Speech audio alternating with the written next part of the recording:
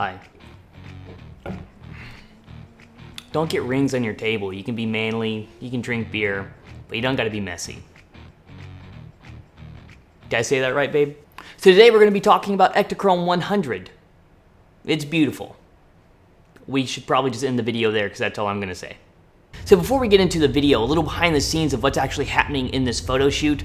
This was a totally random photo shoot set up with a friend. We wanted to have some sort of idea that benefited both of our portfolios, and so we came to this idea. I wanted to have this Baywatchy, I don't want to use the word vibe, but I wanted to have this Baywatchy vibe. But in Oklahoma, we're landlocked, no beaches, go figure. And so we had to find a way to create this Baywatch theme, this very, sexy, summery feeling without a beach. And so that's exactly what we did. I think we did a great job. We have this Boathouse district in Oklahoma City that has all these really colorful kayaks. We have a rowing team here. And we just set up a photo shoot there. And the story behind it was more or less like, you always try and have a story with your photo shoots, or you should at least try.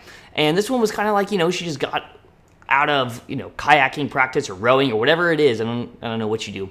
And you just go and put up your kayak, you take off your life jacket, and you go and sit outside, dry off, watch the kayaks, make sure no one steals them, whatever the story is. That was kind of the idea I had in my head, and that's kind of the poses that we worked with were around that idea. So this was actually an early morning photo shoot.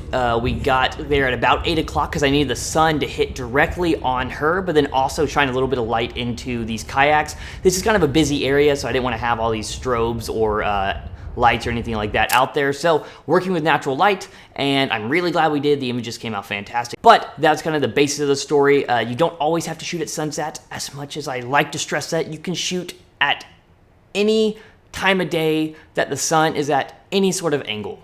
I mean, stop listening to all these YouTube photographers. So like I said, we were following along the storyline. We had her in one shot, like she's taking off her life jacket, walks over to the chair, sits down in the chair, kind of like she's drying off. We had a water bottle spraying her down, so she had a little bit of like moisture on her body, so it looks like she's either getting out of the water or maybe sweating because it's a hot day, whatever it would be. And so that was basically the idea of the photo shoot. We moved on to a different outfit even for 2 shots, I believe. And that was basically just a crop top, and we put that on and then just dropped the actual one-piece swimsuit. And yeah, kind of like she was changing, or she was getting another outfit or changing into a new outfit throughout the day, whatever it was. But if you notice some of the props, the outfit was Josie's swimsuit. It's just this really cool Baywatchy looking. It's this bright red with this white lining. And then I also had this visor that was, I don't even know where I got it, but it was so cool. I'm in this super saturated phase where I love really bright, vivid colors. And the images that I take, I really want that pop of whatever it is. And this orange visor was just, it was too perfect not to use. And on top of that, I had my old chairs that I got for one photo shoot, and they have now been used for any photo shoot I can fit them in because I love them. And yeah, and that was really it. Super simple photo shoot, but they came out fantastic. Might be one of my favorite shoots I've ever done. Now to get into the Ektachrome 100, like I said, absolutely beautiful. I don't have the specs for it. All I can tell you is it performed exactly the way I was hoping it would. I've been looking for a film that gives me this like very summery look, the oranges pop and all of this.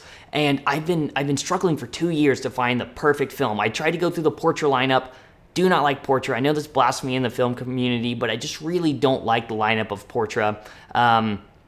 And I can talk about that later. But the way Ektachrome takes that natural light and just develops this color that is just this very glowy, warm, summery feel. Even if it was like 8 a.m. in the morning, it felt like it was this nice summer day. And that's exactly what I've been looking for, and I'm happy I finally tried Ektachrome 100 for the first time.